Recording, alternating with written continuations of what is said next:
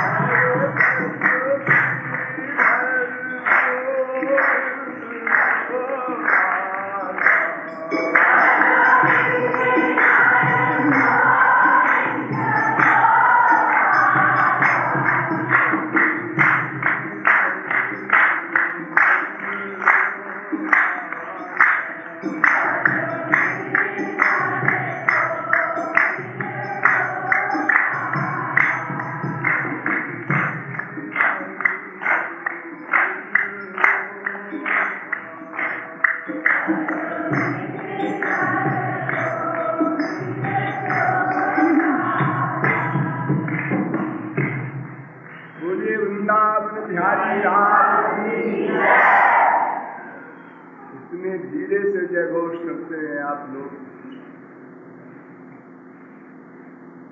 आप लोगों को यह सुनकर शायद खुशी होगी कि अभी जब मैं आ रहा था तो जिनके घर में मैं रहता हूँ वो मेरा पैर पकड़कर छोटे बच्चे की तरह ठुनकने लगे। आज विषय या इस प्रवचन की श्रृंखला समाप्त नहीं करना है आपको, इसलिए प्रवचन कल भी होगा। बोलिए वृंदावन। अब आप लोग सावधान हो जाए। तमेव विदित्वात् मृत्यु में नान्य पंथा विद्यते जनाय। इस वेद मंत्र की व्याख्या करते हुए अब तक मैंने आप लोगों को बताया कि विश्व का प्रत्येक जीव बिना किसी के सिखाए पढ़ाए ही नेचुरल एकमात्र आनंद ही चाहता है, क्योंकि वो आनंद स्वरूप ईश्वर का अंश है और उसी आनंद प्राप्ति के हेतु अनादिकाल से प्रतिक्षण प्रयत्नशील भी है, क्योंकि प्रत्येक जीव अनादि है, साथ ही एक क्षण को अकर्मा भी नहीं रह सकता। किंतु अनंतानंत जन्मों के अनवरत प्रयत्न के पश्चात भी अद्यावधि आनंद का लवलेश भी नहीं प्राप्त हो सका। अतएव विचारणीय हुआ कि इसका क्या कारण है। पता लगा कि उस अनिर्वचनीय अपरिमेय अपौरुषेय परम तत्व परमात्मा को जानकर ही कोई जीव उस दिव्यानंद को प्राप्त कर सकता है। अतएव उस ईश्वर तत्व के जानने की जिज्ञासा को लेकर हम शास्त्र वेदों में गए, किंतु वहां से पूरा जवाब मिला। वेदों शास्त्रों ने बताया कि ईश्वर तो अज्ञेय है, अचिंत्य है, अदृष्ट है, अव्यवहार्य है, अग्राह्य है, यहाँ तक कि अलक्षण है। जब वेदों ने उत्तर दे दिया हम कुछ नहीं जानते, हम तो भगवान के भाट हैं, जैसे प्राचीन काल में राजाओं के यहाँ भाट हुआ करते थे गिरदावली गाने वाले, ऐसे ही वेद भगवान के भाट होते हैं।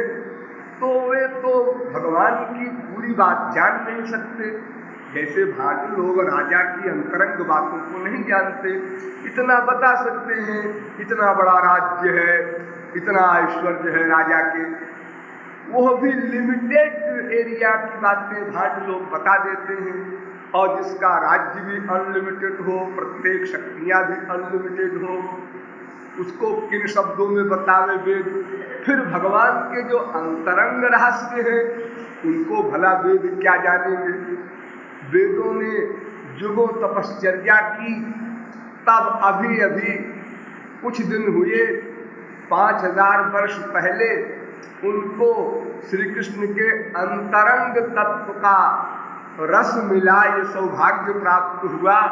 तो वो बिचारी वेद की ऋचाएं भगवान के विषय में कितना बताएंगे, क्या बताएंगे।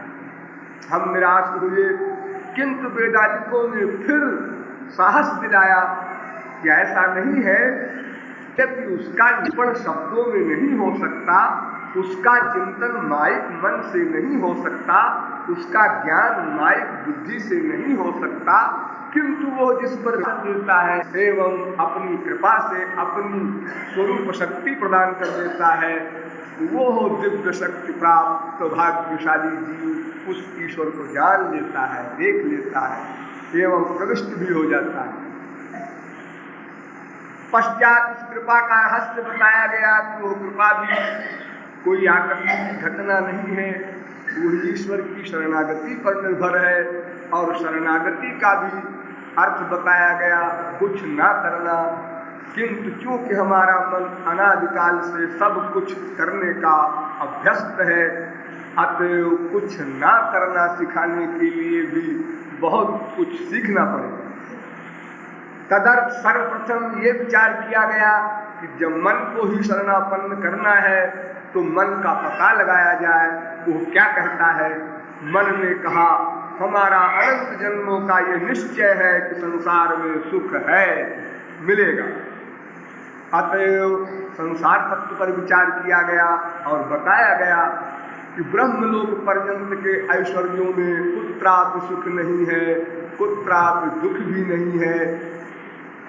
इस प्रकार जब गंभीरता पूर्वक संसार का मार्मिक स्वरूप कोई समझ ले और उस पर बार बार विचार करे तो मन संसार से राग द्वेष रहित होता है। ऐसा राग द्वेष रहित मन ईश्वरीय शरणागति का अधिकारी होता है। किंतु वो शरणागति कैसे की जाए ये कौन बताए। इसके लिए एक मास्टर की आवश्यकता हुई।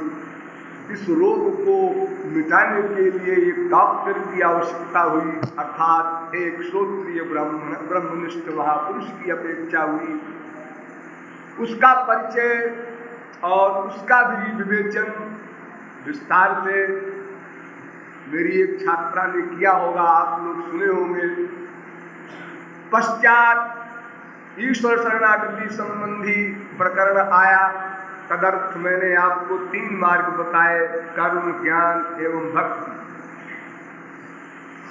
कर्म में कर्म, विकर्म, अकर्म, कर्म संन्यास, इन चारों का निरूपण किया और चारों के फल बताए कि कर्म का फल स्वर्ग है यदि कर्म विधिवत हो, और विकर्म का फल तो नरक है ही, और कर्म योग एवं कर्म संन्यास इन दोनों का फल ईश्वर प्राप्ति एवं माया निवृत्ति है, क्योंकि दोनों मन से केवल ईश्वर भक्ति ही करते हैं। अतएव जहां जहां कर्म धर्म की निंदा बताई गई है उसका आशय यही समझना ये ईश्वर रहित कर्म धर्म है। पश्चात ज्ञान योग का प्रकरण आया। उस प्रकरण में सात्विक ज्ञान, आत्मज्ञान एवं परमात्म ज्ञान तीनों का विवेचन किया गया और यह बताया गया कि ईश्वर भक्ति रहित ज्ञान निंदनीय है, और यदि कोई ज्ञानी ईश्वर भक्ति करता है अर्थात अभेद भक्ति करता है तो उसमें भी कुछ बातें सोचने की अवश्य है। तत्संबंध में मैंने आपको पहले अधिकारित्व भेद बताया था कि पूर्ण विरक्त ज्ञान योग का अधिकारी है, नातिशक्त नाति विरक्त भक्ति योग का अधिकारी है, और पूर्ण आसक्त कर्म का अधिकारी है। यहाँ ज्ञान और भक्ति की तुलनात्मक विवेचन में आपको यह बताया गया कि ज्ञान मार्ग का अधिकारित्व अत्यंत कठिन है, और यदि कोई अधिकारी हो भी तो फिर उसके मार्ग में अत्यंत कठिनता है, क्योंकि भगवान उसका योगक्षेम नहीं वहन करते और भक्त का योगक्षेम वहन करते हैं। पश्चात निर्गुण निर्विशेष निराकार ब्रह्मानंद को प्राप्त कर लेने वाले जीवन मुक्त कमलात्मा परमहंस निर्ग्रंथ परमहंसों की जो स्थिति है और जो उनका आनंद है, उस आनंद से सगुण सविशेष साकार प्रेमानंद में कुछ विशेष वैलक्षण्य है, इसका भी निरूपण किया गया, उसका कारण भी बताया गया, और सत्युग से लेकर कलयुग तक के अनंत परमहंसों के उदाहरण भी आपके सामने प्रस्तुत किए गए। ये लोग अपने निराकार ब्रह्मानंद को छोड़कर बरबस सगुण साकार प्रेमानंद में विभोर हो रहे हैं। पश्चात भक्ति योग का प्रकरण आया और आपको बताया गया कि भक्ति ईश्वर की एक प्राइवेट शक्ति का नाम है, वो किसी साधन के द्वारा नहीं मिल सकती, किंतु गुरु कृपा ईश्वर कृपा से ही मिलती है।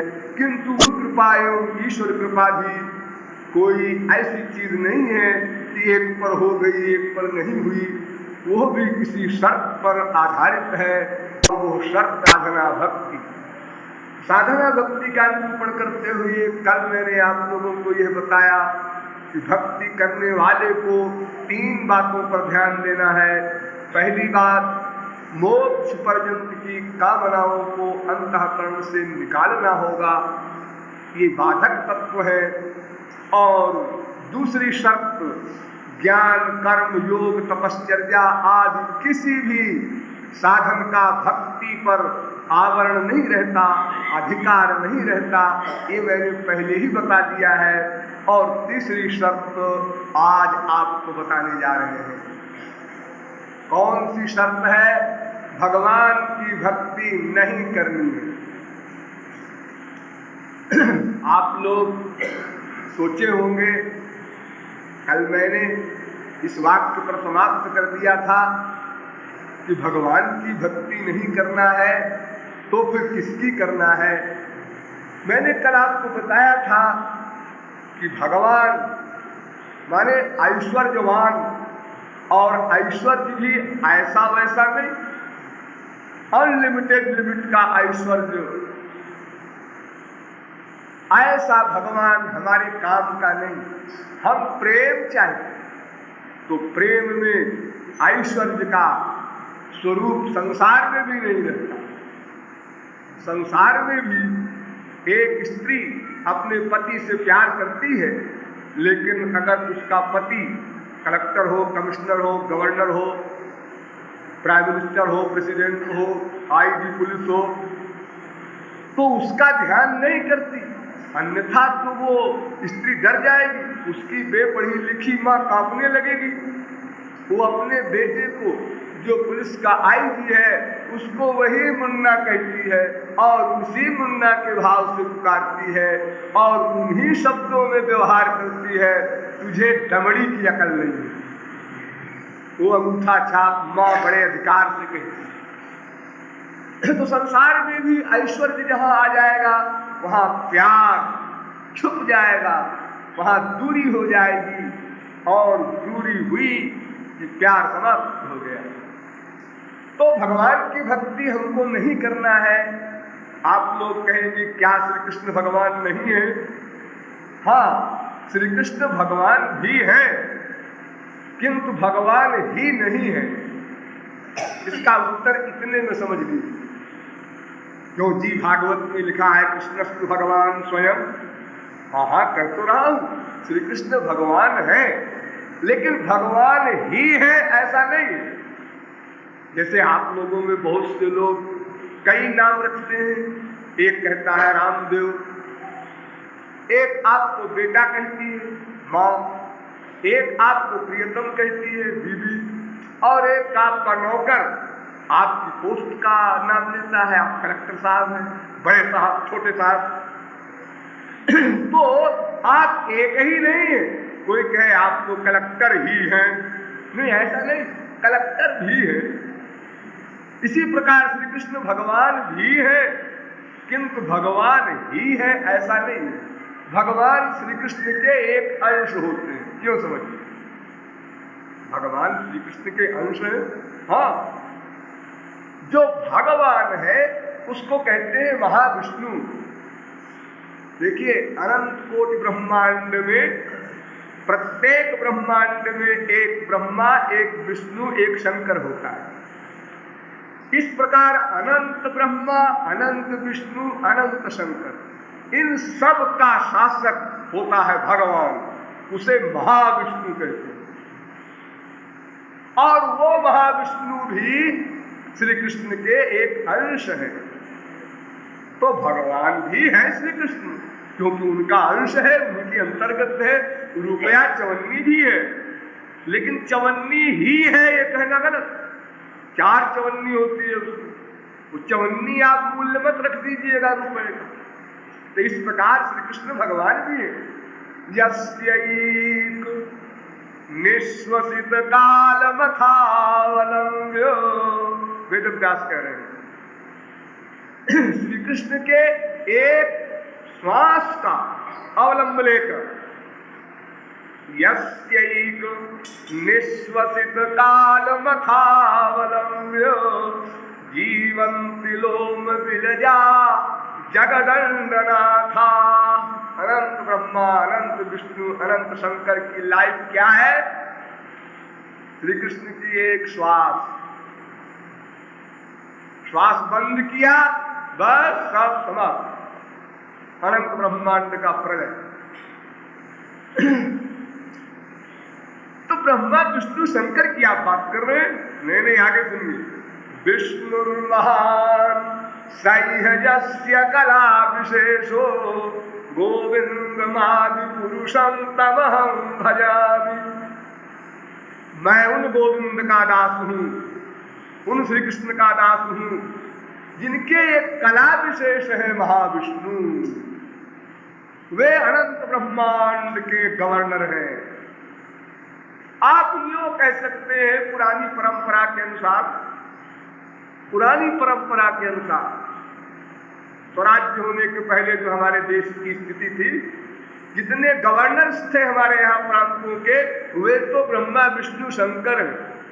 और इनके ऊपर जो वायसराय हुआ करता था हमारी इंडिया में, वो महाविष्णु है। और सबका जो अध्यक्ष इंग्लैंड में रहा करता था, वो श्री कृष्ण है। अस्तु, श्री कृष्ण भगवान भी है, लेकिन उनकी भगवत्ता से हमसे कोई मतलब नहीं। उसको बिल्कुल निकाल कर बाहर रख दीजिए। अब प्रारंभ होगा यहां से विषय। श्री कृष्ण की भगवत्ता को, अगर कोई संत, कोई रसिक संत भागवत पढ़ने लगे और उसको कहीं मार धाड़ मिले तो पन्ना पलट देगा वो। ये अघासुर मारा, बकासुर मारा, खोपड़ासुर मारा, इसको क्या पढ़ेगा? एक गोवर्धन पहाड़ उठा लिया, बड़ा भारी कमाल है। अरे स्मितवेद चराचरम सुप्तं चास्य महाप्रलया। जब महाविष्णु में इतनी शक्ति है, मुस्कुराए ब्रह्मांड बन जाए, भाव टेढ़ी करे अनंत ब्रह्मांड का प्रलय हो जाए, तो ये श्री कृष्ण की आप बड़ी महिमा गा रहे हैं। एक पहाड़ उठा लिया, ये तो गधों का काम है पहाड़ उठाना, बोझा उठा के चलते हैं खच्चर लोग। एक कोई प्रशंसा है क्या? काली नाग नाच लिया, बड़े जोर से कहते हैं आप। बच्चों बचकाना बात है, ये सब नहीं सुनते। श्री कृष्ण का वो नाम मधुर लगता है भक्तों को, दामोदर। दामोदर माने जिनके पेट में, हाथ को पेट में लगा करके बाकायदा बांधा गया है रस्सी से यशोदा के द्वारा। बेचारे बंधे हैं, आंसू बहा रहे हैं और कह रहे हैं मैं नहीं माटी खायो, मैया छोड़ दे। ये रूप अच्छा लगता है भक्तों को, वो नहीं अच्छा लगता जो यशोदा को दिखाया था अनंत ब्रह्मांड अपने मुख में।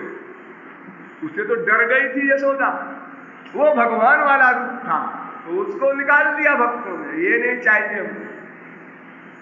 जिसने देखा उसने भी कहा महाराज ये क्या, ये मैं नहीं मानता। किसी को शौक सवार होता है, देखना चाहता है, लेकिन वो देखते ही कहता है नमस्कार। बस दिव्य दृष्टि देने पर जब अर्जुन कांपने लगा, भीत भी कहा, तो फिर ऐसे अगर दिखा दिया जाए तब तो सारा ब्रह्मांड समाप्त हो जाए, भस्म हो जाए। उनकी एक ज्वाला से अनंत ब्रह्मांड भस्म हो जाए। उनके बोझ को कौन पृथ्वी सहन करेगी, उनके तेज को कौन सा ब्रह्मांड सहन करेगा, उनके एक शब्द की आवाज कौन सुन सकेगा। तो इस प्रकार भगवान को निकाल दीजिए। अब बचे केवल श्री कृष्ण। अब उनसे हमें प्रेम करना है। साधना भक्ति की बातें बताने जा रहे हैं आपको। तो फिर उनको हम अपना क्या माने? अभी तक तो समझते थे वो भगवान है, हम जीव हैं। नहीं, अपने को जीव भी मत मानो, इसको भी निकाल दो। और श्री कृष्ण को भगवान भी मत मानो, इसको भी हटा दो। अब 5 भाव में आ जाओ। मैं प्रजा हूं, श्री कृष्ण मेरे राजा है, शांत भाव। इससे ऊंचा मैं दास हूं, श्री कृष्ण मेरे स्वामी है, दास्य भाव। इससे भी ऊंचा श्री कृष्ण मेरे सखा है, मैं उनका दोस्त हूं, लंगोटिया यार, ये सख्य भाव। इससे भी ऊंचा वे मेरे बेटे हैं, मैं उनकी मां हूं या बाप हूं, वात्सल्य भाव। इससे भी ऊंचा वे मेरे प्रियतम हैं, मैं उनकी प्रेयसी हूं, माधुर्य भाव। ये 5 भाव है प्रेम करने के लिए, उपासना करने के लिए। उपासना माने आसना, पास जाना, भगवान के पास जाना माने श्री कृष्ण के पास जाना। तो पास जाने के लिए कोई रस्सी चाहिए, कैसे जाओगे पास? कोई भी चाहिए, कोई रोड चाहिए। तो ये 5 रोड, शांत भाव, उससे ऊंचा दास्य भाव, उससे ऊंचा सख्य भाव, ऊंचा वात्सल्य भाव, उससे ऊंचा माधुर्य भाव। अब इसमें शांत भाव पर विचार कीजिए। पहले मैं प्रजा, वे राजा, बहुत दूरी का नाता है। नाता तो है लेकिन बहुत दूरी का नाता है। कभी राजा साहब की सवारी निकलेगी देहरादून से तो दर्शन कर लेंगे, बहुत दूर का रिश्ता है। इसलिए रसिकों ने शांत भाव को भी निकाल दिया कि ये भगवान संबंधी है शांत भाव। महाविष्णु के उपासकों को शांत भाव का उपासक माना जाता है, चार भुजा वाले का। तो चार भुजा वाले की उपासना नहीं करना, वहां रस नहीं है। वैकुंठ में ऐश्वर्य है, उसको भी निकाल दो। देखो, दो चीज मैंने निकाला है माया के अलावा, भूलिएगा नहीं आप लोग। एक तो ब्रह्मलोक पर्यंत के ऐश्वर्य या लोक, उसको छोड़ दो। उससे ऊंची एकत्व मुक्ति, उसको भी छोड़ दो। उससे ऊंचा भगवान का लोक वैकुंठ, उसको भी छोड़ दो। आप लोग अगर कोई समझदार होते भी है तो वो यही चिट्ठी लिखा करते हैं अपने पिता के स्वर्गवास में। वे स्वर्गवास नहीं लिखेंगे, गंदी बात है, कृपालु ने बता दिया है, वैकुंठ वास हो गया। वैकुंठ को सबसे ऊंचा समझते हैं लोग। क्या है वैकुंठ? वैकुंठ की बात न करना। वैकुंठ में तो वो रहते हैं चार भुजा वाले, महाविष्णु और वो महालक्ष्मी। ये रुपया पैसा वाला लक्ष्मी नहीं, महालक्ष्मी, उनकी लादनी शक्ति। ये रुपये पैसे वाली को लक्ष्मी कहने लगे लोग जबरदस्ती, ये तो माया है। और लक्ष्मी तो भगवान की लादनी शक्ति है। तो अब शांत भाव निकल गया, चार बचे, दास्य भाव, सख्य भाव, वात्सल्य भाव, माधुर्य भाव। ध्यान दीजिएगा, दास्य भाव में दो भाव हैं। जब चाहो भगवान को स्वामी मानो, जब चाहो राजा मान लो। वो शांत भाव में आ जाओ। ऊपर वाला नीचे के भाव में आ सकता है, नीचे वाला ऊपर नहीं जा सकता। कलेक्टर, डिप्टी कलेक्टर की कुर्सी पर बैठ सकता है, डिप्टी कलेक्टर तहसीलदार की कुर्सी पर बैठ सकता है, लेकिन नीचे वाला ऊपर नहीं बैठ सकता। तो शांत भाव, दास्य भाव, दो हो गए दास्य भाव। और सख्य भाव में तीन भाव है। सख्य भाव, भगवान को सखा मानो और जब चाहे स्वामी मान लो, जब चाहे राजा मान लो। तीन में प्रवेश हो गया। और वात्सल्य भाव में चार भाव। जब चाहो भगवान को बेटा मान लो, जब चाहो भगवान को सखा मान लो, जब चाहो उनको स्वामी मान लो, जब चाहो उनको राजा मान लो। और माधुर्य भाव में पांचों भाव। जब चाहो प्रियतम मान लो, जब चाहो बेटा मान लो, जब चाहो सखा मान लो, जब चाहो स्वामी मान लो, जब चाहो राजा मान लो। ऐसा समझो इसको। पांच तत्व होते हैं, पृथ्वी, जल, तेज, वायु, आकाश। तो आकाश में एक ही तत्व है, आकाश। वायु में दो तत्व हैं, वायु आकाश। तेज में तीन तत्व हैं, तेज वायु आकाश। जल में चार तत्व हैं, जल तेज वायु आकाश। पृथ्वी में पांचों तत्व हैं, पृथ्वी जल तेज वायु आकाश। इस प्रकार माधुर्य भाव में पांचों भावों का समावेश है। इसलिए सर्वोत्कृष्ट रसिक माधुर्य भाव का रसिक कहलाता है। अरे जब हमको प्यारे करना है तो नीचे दर्जे में क्यों करे, खतरे में क्यों पड़े कि आगे रोक दिए जाए। कहां जा रहे हो,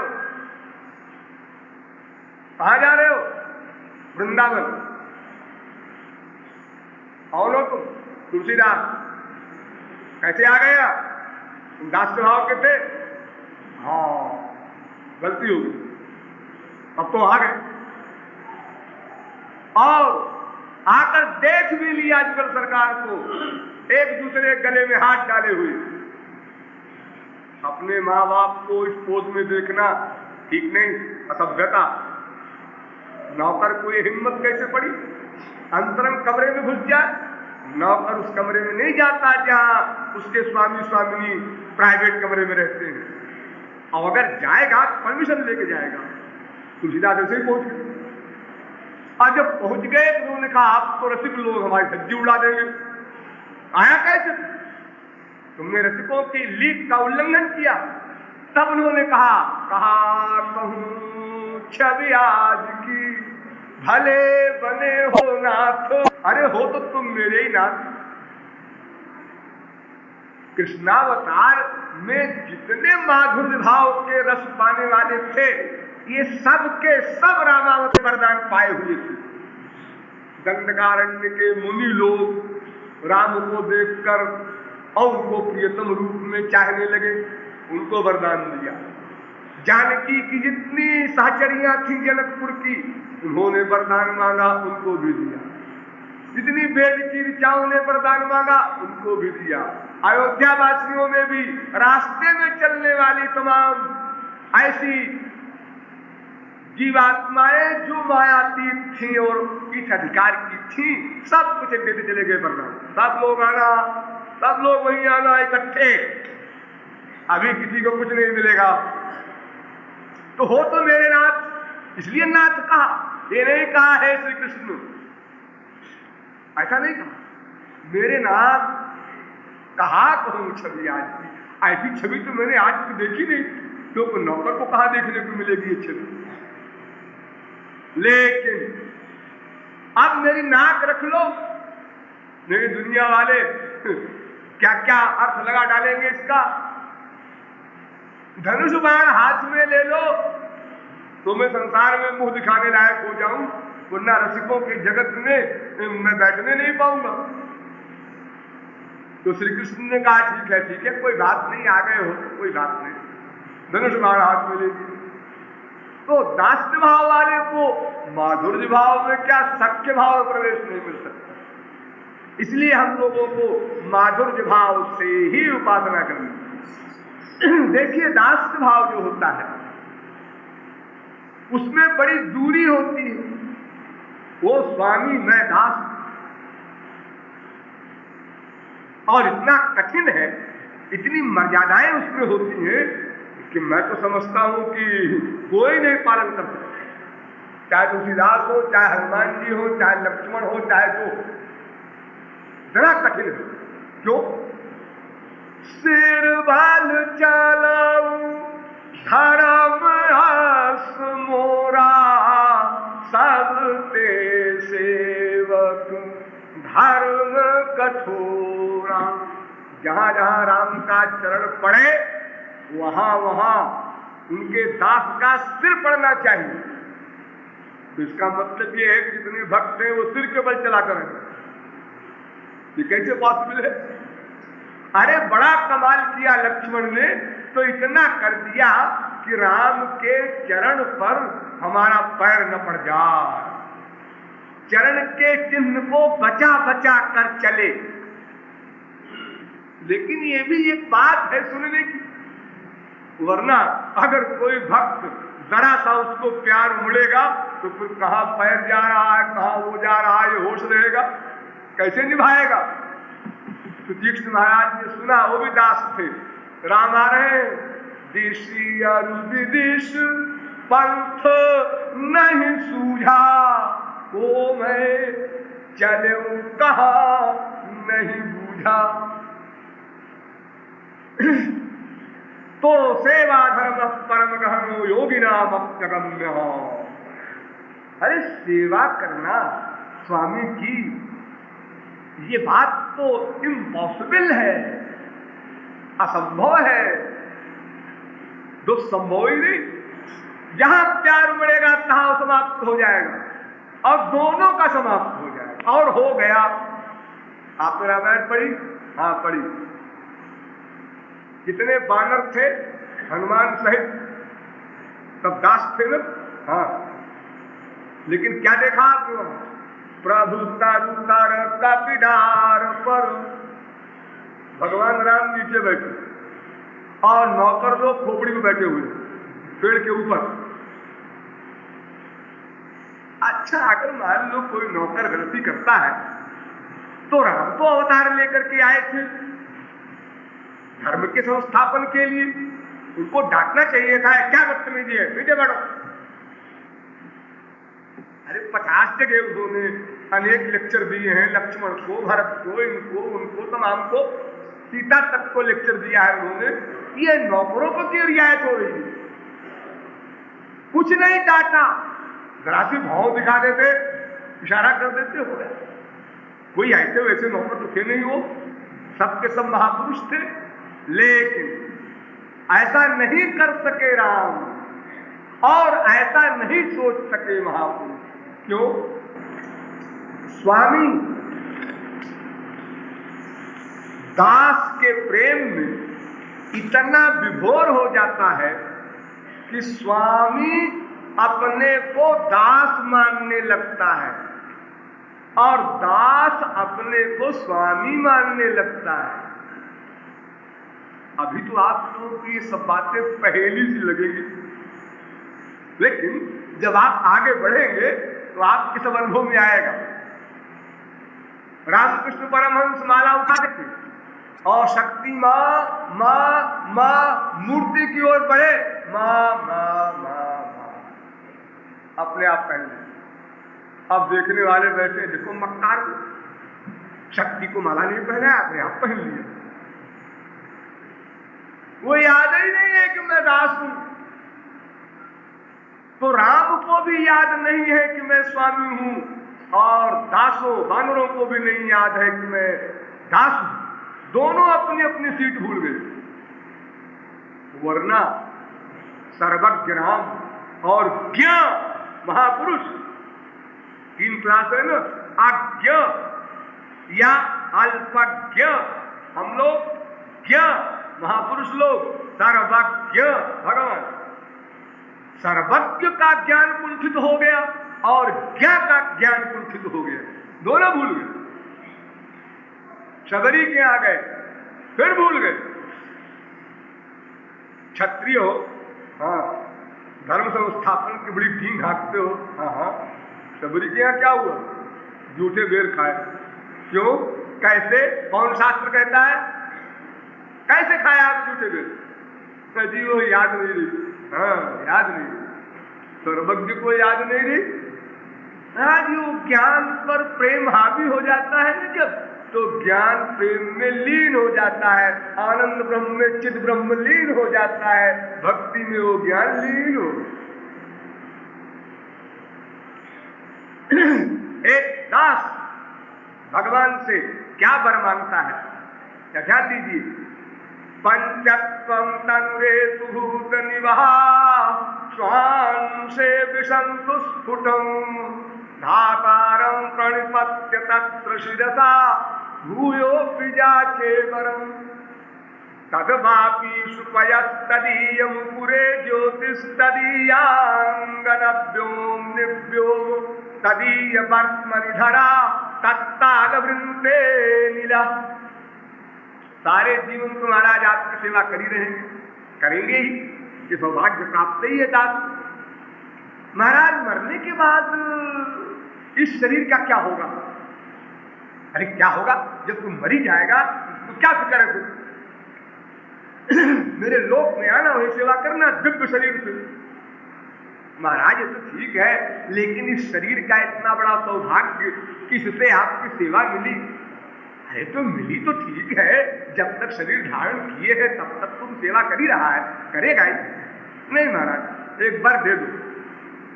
अच्छा दे रहे हैं, क्या मांग रहा है? ये शरीर के हमारे जो 5 तत्व हैं, क्षिति जल पावक गगन समीरा, ये जो 5 तत्व हैं, ये मैं जहां बताऊं वहां जाके मिल जाए। इनको मिलना तो है ही है पंच महाभूत। अच्छा बता कहां मिले? जिस बावड़ी में आप स्नान करते हो वहां जल का हिस्सा मेरा जाकर मिल जाए, ताकि इसको आपका स्पर्श मिलता रहे। और जिस शीशे से आप अपना श्रृंगार देखते हो, उस शीशे में मेरा तेज का भाग जाकर मिल जाए। और जिस आंगन में आप पीड़ाएं करते हो, उस आंगन में, उस आकाश में मेरा आकाश तत्व मिल जाए। और जिस समय आपको पंखा किया जा रहा हो गर्मी के दिनों में, उस समय जो हवा आपके पास जाती हो, उस हवा में मेरा वायु का भाग मिल जाए। और जिस मार्ग से होकर आप चलते हो, उस मार्ग में मेरा ये पृथ्वी का अंश मिल जाए। यानी शरीर छोड़ने के बाद भी अपने स्वामी की सेवा इस प्रकार करना चाहिए। लेकिन फिर भी संकोच तो है ही।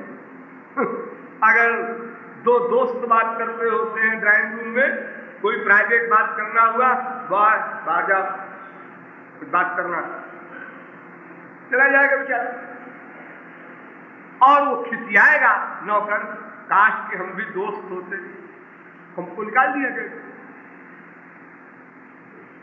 ये ठीक है कि प्रजा से अधिक स्थान है दास का, ये तो ठीक है कि 24 घंटे सेवा कर रहा। एक मामूली सा चपरासी, एक मामूली सा भंगी झाड़ू लगाने वाला भी रोज जाता है प्रेसिडेंट भवन में,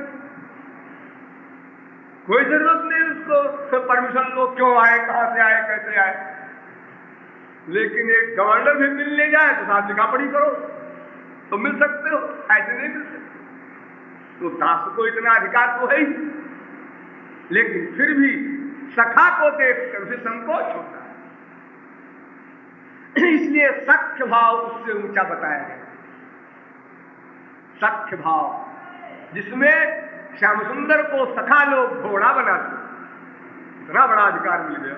अब वो बात नहीं रही कि जहां उनका चरण पड़े वहां हमारा सिर पड़े, अब उनके खोपड़ी पर बैठ रहे थे। इतना बड़ा अधिकार में अंतर हो गया। और उस सख्य भाव में कितनी आत्मीयता हो गई, कितना अपनापन हो गया कि जब श्याम सुंदर ने गोवर्धन पहाड़ को उठाया तो सखा लोग इसमें लठिया लगाए थे। तो लठिया लगाते हुए भी बड़ी ताकत लगाए, पूरी ताकत। तो उस समय भी मनसुखा ने जो रस पैदा कर दिया ऐश्वर्य के बीच में, मनसुखा ने कहा, ओ श्री रामा धनुषो मधुमंगल, देख देख कनुआ की मक्कारी। कनुआ कहते थे सखा लोग, श्री कृष्ण नहीं कहा कभी कनुआ। दोस्त का कोई सम्मान थोड़े होता है, कनुआ। और किन शब्दों में, देख मक्कारी, कितना सीरियस मामला है, पहाड़ गिर पड़े, ये करोड़ों आदमी जो इसके नीचे खड़े हैं, रिफ्यूजी सब के मर जाए, ब्रजवासी। ऐसे सीरियस मामले में भी हम लोग तो लठिया लगाए हैं, पूरी ताकत लगाए हैं, और इसने एक हाथ की एक अंगुली के अगले भाग, नाखून का अगला भाग खाली छुआए हुए। कोई बोझा उठाना होता है तो उसमें कई आदमी लगते हैं लोग, जैसे कोई गांव में छप्पर उठाते हैं लोग, घास फूस के छप्पर बनते हैं बड़े बड़े, तो सारे गांव के लोग इकट्ठे होते हैं, 50 आदमी 60 आदमी, तो चारों ओर से छप्पर को उठाते हैं एक साथ। तो उसमें कुछ लोग ऐसे भी होते हैं जो खाली छप्पर को ऐसे पकड़े रहते हैं, चिल्लाते रहते हैं, हाँ हाँ। आज हमारे यहाँ जहाँ हम ठहरे हैं वहाँ कुछ पैकेट आए थे शीशों के, वो जा रहे हैं अपना श्रीनगर वगैरह, तो वो लेबर उसको उठा रहे थे, तो उठ नहीं रहा था, वो हैवी था, 5-6 लेबर लगे थे। कुछ सत्संगियों को मैंने लगा दिया जो आए थे, हमारे पास कोई तुम भी जरा हेल्प करो, और मैं भी जाके पहुंच गया उसमें थोड़ी हेल्प करने के लिए। तो एक नागपुर के चौरसिया है, वो खामखा हल्ला मचा रहे थे, हाँ हाँ, दूर खड़े हो, उन्होंने हाथ भी नहीं लगाया। हाँ, सब प्रकार के संसार में फर्क होते हैं।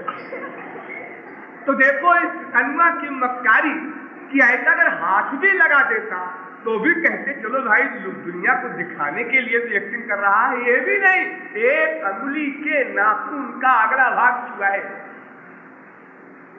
ये बड़े कॉन्फिडेंस से कह रहे हैं सखा लोग, ऐसा नहीं कि हाँ एक्टिंग। दूसरा कहता अच्छा अच्छा जरा ये मामला खत्म हो फिर निपट लेंगे उससे, अभी उसकी पिटाई भी करने का विचार है। यानी हम ही लोगों ने उठा रखा है।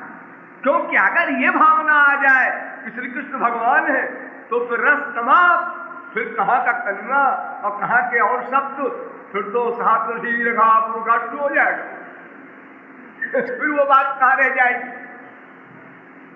तो सख्य भाव में विशेष आत्मीयता। लेकिन दोनों दोस्त ड्राइंग रूम में बैठे गले लगे हुए एक दूसरे से ऐसी उसी बातें कर रहे थे। इतने में माँ आ गई। माँ ने कहा अरे सुनो कि बात करना है।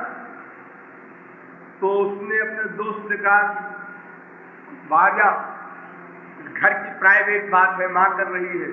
अब सखा खत्म, सखा का अब अधिकार खत्म हो गया। अब उससे ऊंचा आ गया वात्सल्य भाव। वात्सल्य भाव की बात क्या कही जाए,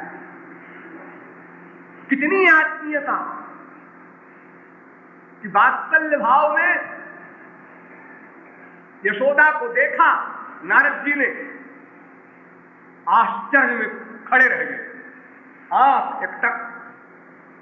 थोड़ी देर बाद होश में आए तो कहते हैं क्यों रूमस्वाम यशोदे कति कति सुकृत क्षेत्र वृंदावन पूर्वम गत्वा की दृग विधानई कति कति सुकृता निर्जितानि त्वयैव। अरे मैया यशोदा, तूने कितने जन्मों में कौन कौन से पुण्य किए हैं।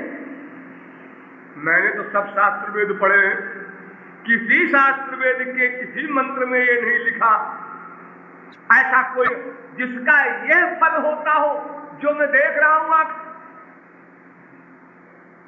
किं रूमस्वाम यशोदे कति कति सुकृत क्षेत्र वृंदावन पूर्वम गत्वा कीदृग विधानई कति कति सुकृता निर्जितानि त्वयैव नो शक्रो। अरे इंद्र को बेचारे को क्या मिलेगा, न स्वयंभू, अरे ब्रह्मा भी नहीं अधिकारी बना। नो शक्रो न स्वयंभू न च मदन रिपु, शंकर को भी नहीं मिला वो। यस्य लेभे प्रसादम तत्पूर्णम ब्रह्म भूमौ विलुठत विलपत प्रोढमारोढुगामम्। वो ब्रह्म श्री कृष्ण रोता हुआ विलखता हुआ जमीन पर लौट रहा है कि मैया मुझे गोद में ले ले। और मैया कहती है चल हट परे, छुट्टी नहीं है, घर का काम करना है, गोद में ले लो। अनोखा यही लाला आया है, गोद में ले लो, जब देखो गोद कहाँ रहेगा। ये इस झांकी को देखा नारद जी। जो परमहंसों की समाधि में नहीं जाता उसको मैया यशोदा धुतकार रही है, छोड़ दे मेरा आंचल, जा भाग, गोद में आएगा, गोद में आएगा। और ब्रह्म रो रहा असहाय की तरह, जैसे जीव रोता है पहले भगवान की गोद में जाने के लिए। अब जब वो यशोदा का स्थान पा गया जीव, तो भगवान रो रहा है उसकी गोद में आने के लिए। सब उलट गया सिद्धांत से। थोड़ी देर बाद मैया को दया आ गई, ले लिया गोद में। लोटे ओटे थे ठाकुर जी, तो मैया ने दूसरे कपड़े पहनाए, श्रृंगार किया अच्छा सा, और एक काला टीका लगा दिया, नजर न लगे, चुंबन किया और बड़े प्यार दुलार से आलिंगन करके जाओ लाला खेल लिया। तो ठाकुर जी हंसते हुए घर के बाहर निकले। बाहर गोपियां खड़ी थी। गोपियों ने देखा श्याम सुंदर को और श्याम सुंदर ने देखा गोपियों को। बस गोपियों को समाधि हो गई। घड़ा गिर गया नीचे, फूट गया घड़ा और नीचे गिर गया, और नीचे जमीन में पानी और मिट्टी और पानी मिल गया तो कीचड़। ठाकुर जी ने कहा क्या बढ़िया हिसाब बैठ गया, अच्छा हुआ है भगवान इसकी मटकी गिर गई। अब ठाकुर जी, छोटे से ठाकुर जी थुनक थुनक चल करके पहुंच गए उसी कीचड़ के पास। और उसी कीचड़ को गोपी खड़ी थी, उसका चरण भी गोपी का उसी कीचड़ में था। तो ठाकुर जी अपने उस भाव से इस गोपी की चरण धूल को मैं अपने शरीर में लगाऊं। और बाहरी लीला ये, छोटे बच्चों को कीचड़ पसंद होता ही है, जहां कहीं कीचड़ मिले वो अपना को लगाते हैं। ये सब नाटक कर रहे थे। गोपी तो चली गई कि कोई देख लेगा क्या कहेगा। और यशोदा मैया ने घर से बाहर निकल कर जरा सा देखा कि लाला कहीं दूर तो नहीं चला गया। देखा तो ठाट से अपना कीचड़ लपेटे हुए बने हुए अघोरपंथी। मैया गुस्से में गई, दांत पीसती हुई ठाकुर जी के पास, क्योंकि श्रृंगार करने में तो आधा घंटे खराब हुआ और सब बिगाड़ लिया इसने। अगर 1 घंटे 2 घंटे बाद भी बिगड़ता तो कोई बात नहीं।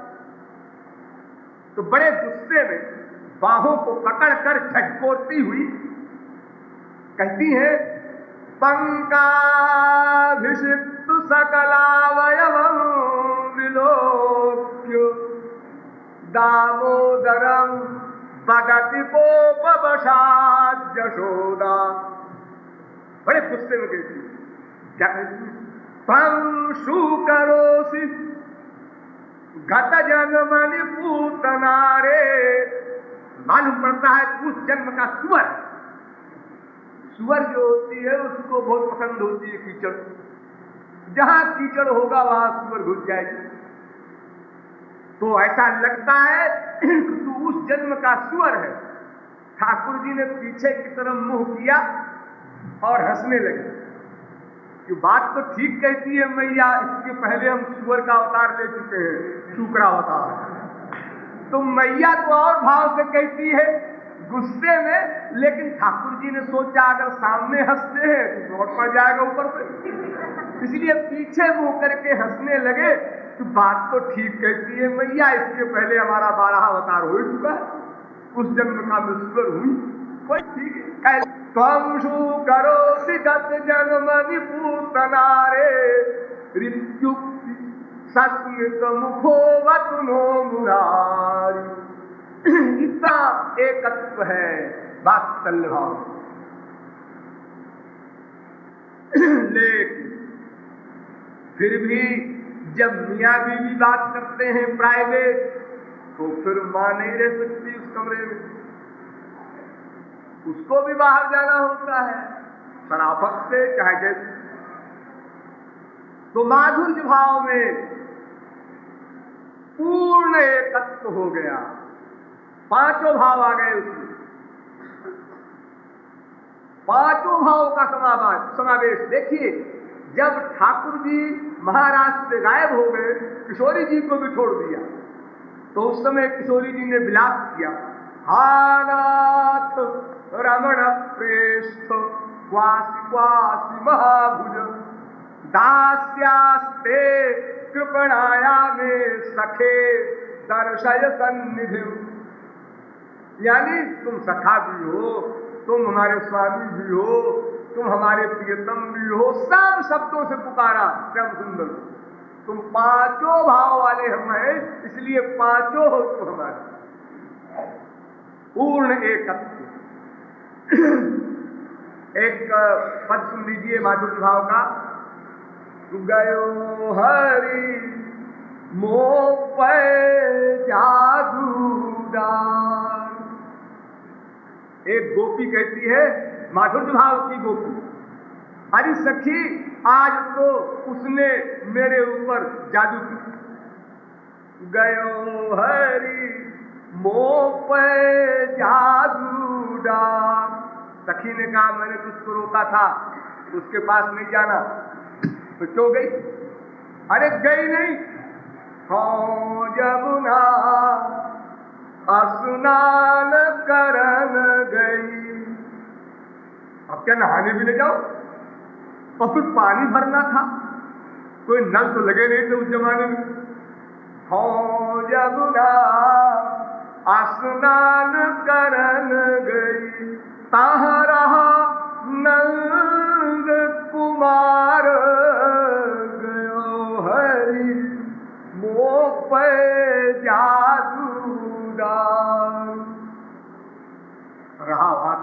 नंद कुमार वहां था। अरे था तो था, तूने आंख से आंख मिलाई होगी।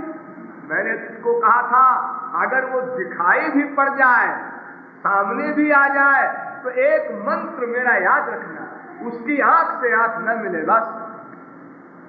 सबसे बड़ा डेंजर है उसकी आंख। तो कहती है वो, अरे सखी मुझे याद था तेरा उपदेश। तो मैंने उसको देखा। देख, तूने क्यों देखा? नहीं सखी सुन तो, मैंने कैसे देखा? पिया दृग पिया रस रूप माधुरी। मैंने कहा लोग बहुत तारीफ करते हैं, जरा मैं भी देखूं। जिसको देखो वही तारीफ करता है श्याम सुंदर के सौंदर्य की। तो मैंने कहा जरा मैं भी देखूं, ऐसी क्या बात है। लेकिन वो मंत्र याद था, आंख से आंख न मिली। तो मैंने श्याम सुंदर को देखा, लेकिन ऐसे देखा कि उन्होंने नहीं देखा कि मैंने देखा। जैसे आप लोग बस में जा रहे हो, ट्रेन में जा रहे हो, आपके सामने कोई साहब बैठे हो या कोई मैम साहब बैठी हो, तो आप देखेंगे तो नहीं। अब आप वहां बैठे बैठे क्या करेंगे? लेकिन वो कब देखते हैं? जब वो और तरफ देख रहे हैं तो आप उनकी तरफ देख लेते हैं, कैसा कपड़ा पहने हैं, कैसी नाक है, कैसी आंख है। और जब वो आपकी तरफ देखने लगे तो आप सीरियस हो जाते हैं, मानो मैं देख ही नहीं रहा हूं। ऐसा आप लोग करते हैं, बड़ा अभ्यास है आप लोग। तो इस प्रकार सखी ने देखा, पिय दृग पिय रस रूप माधुरी, दृगन बचाय निहार गयो हरि, मोह पे जादू डाल। फिर क्या हुआ? फिर सखी मेरी आंखें तो मेरे कंट्रोल से बाहर हो गई। आंखें बार बार, मैं घूंघट में थी, घूंघट को चीर कर निकल जाना चाहती थी, इतनी व्याकुलता। फिर देख ले एक बार और देख ले, एक बार और देख ले। लेकिन वो याद था मंत्र कि आंख से आंख न मिले। तो रस लंपट दृग पट घूंघट पट, रस लंपट, ये नेत्र रस लंपट हो गए क्योंकि श्याम सुंदर की रूप माधुरी के रस का पान कर लिया। तो रस लंपट दृग पट घूंघट पट, कारण चाहत जन पार गयो हरि, मोह पे जादू डार। लेकिन मैंने भी कंट्रोल किया कि एक बार देखा तो देखा, आप दोबारा नहीं देखेंगे। क्या पता वो मेरी ओर देख रहा हो उस समय और मैं भी देखूं और बंटा ढार हो जाए। क्या ठिकाना? एक बात बन गई कि उसने हमारी ओर नहीं देखा था और हमने देख लिया। अब दोबारा अगर मैं देखूं और कहीं वो भी मेरी ओर देख रहा हो उस समय, तो फिर क्या इलाज होगा? तो मैंने भी अपना बहुत ही गंभीर हिसाब किताब बनाया और यमुना में घड़े को भरा, सिर पर रखा और अबाउट टर्न क्विक मार्च चल गया घर को। बच्ची आई सखी, बच्ची आई, अभी तो कह रही जादू हो गया। हाँ सुन तो फिर क्या हुआ? तो जब घाट भरी, जब घाट भर चली घर नटवर, तब जब घड़ा भर कर मैं चली घर को, तब नटवर ने क्या किया? आवाज दिया। आवाज दिया, तूने क्यों देखा? सामने आ गया?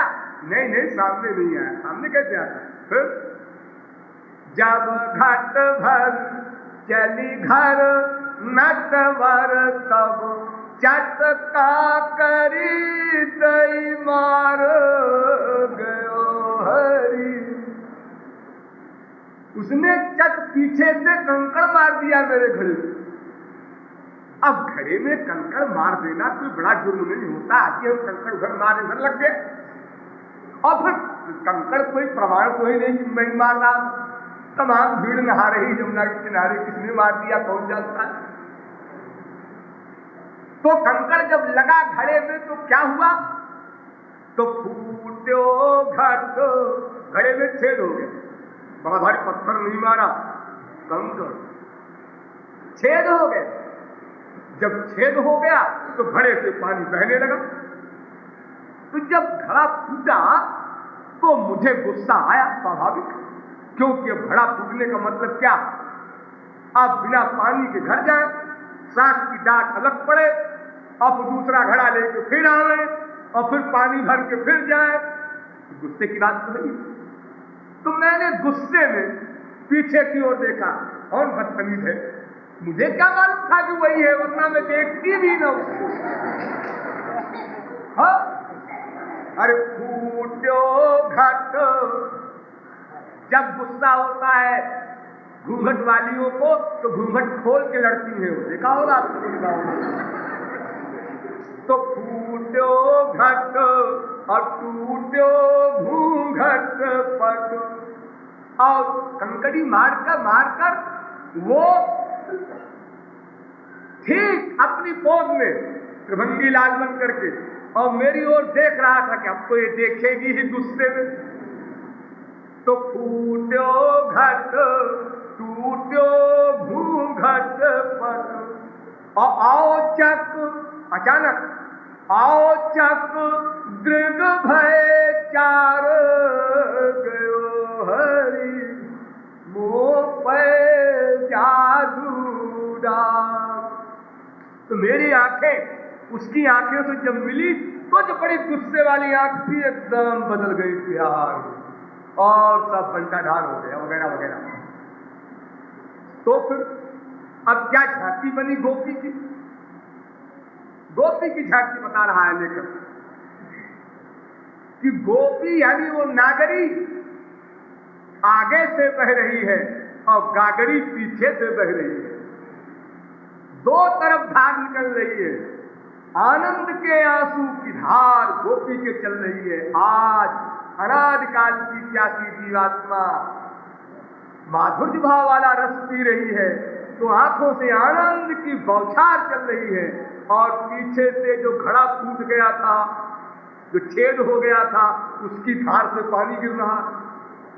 तो कृपाल नागरी इत गागरी, देखिए इधर नागरी उधर गागरी, इत कृपालु नागरी उत गागरी, बहत प्रेम जलधार गयो हरि, मोह पे जादू डार। ये माधुर्य भाव का रस है, ये इतना ऊंचा रस है कि इसमें भी 3 दर्जे हैं, A class, B class, C class, उसको भी समझ लीजिए, बहुत आवश्यक है। जो अपने सुख के लिए श्याम सुंदर से प्यार करती है माधुर्य भाव से, माधुर्य भाव से अपने सुख के लिए श्याम सुंदर से प्यार करती है, जो भी जीवात्मा, जो भी गोपी, वो साधारणी रति वाला माधुर्य भाव कहलाता है। और जो अपने सुख प्लस श्याम सुंदर के सुख को दृष्टिकोण में रखकर प्यार करती है माधुर्य भाव से, वो समंजसा रति कहलाती है। और जो केवल श्याम सुंदर के सुख के लिए ही प्यार करती है, वो समर्थारती कहलाती है। डिटेल करने का समय नहीं, संक्षेप में समझते चलिए। अपने सुख माने संसारी सुख नहीं, श्याम सुंदर के विषय हमको मिले, उनका दर्शन मिले, बस उनका दर्शन मिले। उनकी नहीं इच्छा है, इच्छा कैसे नहीं है, हम तो मरे जा रहे हैं, उनकी नहीं इच्छा है दर्शन देने की, ये भी कोई बात है? कैसे भक्त वत्सल है? ये गलत, ये गलत प्रेम है। इसका नुकसान क्या हुआ कि साधन भक्ति, भाव भक्ति और प्रेम भक्ति पर जाकर ये माधुर्य भाव वाला भी रुक गया, आगे नहीं जा सकता। ये है कुब्जा वगैरह, कुब्जा वगैरह का नाम सुना होगा आप लोगों ने। देखो माधुर्य भाव का रसिक भी चूक गया जरा सा और प्रेमा भक्ति पर ठप हो गया। इसके आगे फिर वो जाएगा कौन? समंजसारती वाला, अर्थात अपने सुख का भी ध्यान है और प्रियतम के सुख का भी ध्यान है, खाली अपने सुख का नहीं। ये कौन है? महालक्ष्मी, रुक्मिणी, भगवान की श्रीमती। ये जाएंगी, देखिए प्रेमा भक्ति के आगे स्नेह भक्ति, मान भक्ति, प्रणय भक्ति, राग भक्ति, अनुराग भक्ति, ये 5 क्लास लैंग्वेज, लेकिन अनुराग भक्ति पर महालक्ष्मी। क्या इनसे भी कोई आगे और है? हाँ, इसके आगे समर्थारती वाले जाते हैं महापुरुष। ये ब्रजगोपियां हैं समर्थारती वाले, जिनका लक्ष्य क्या है? निजेंद्रिय सुख वांछा नहीं गोपिकार, अपने सुख से कोई मतलब ही नहीं। श्याम सुंदर को जैसे सुख मिले, गौरांग महाप्रभु ने बड़ा सुंदर चित्रण किया है इसका। श्लिष्यवा पादरतां विनष्टुमा मदर्शनान् मर्महतां करोतु वा यथा तथा वा विदधातु लंपटो मत्प्राणनाथस्तु सेवनापर। हे श्याम सुंदर, चाहे तुम मेरा आलिंगन करके मुझसे प्यार करो और चाहे चक्र चला करके शिशुपाल की तरह मुझे मार दो, और चाहे अपरिचित बनकर तड़पा लो, हम तीनों में चैलेंज करते हैं। इन व्यवहारों से हमारे प्यार में कमी नहीं आएगी और उतना रहेगा ये भी न होगा, बढ़ता ही जाएगा। कान खोलकर सुन लो, ये है समर्थारती का प्रेम। इस प्रेम को पा लेने वाले वहां खड़े हैं जहां महालक्ष्मी नहीं जा सकी। कस्यानुभावोस्य न देव विद्महे तवांघ्रिरेणु स्पर्शाधिकार यद वाञ्छया श्रीर ललना जरत्तपो विहाय कामं सुचिरं धृतव्रता।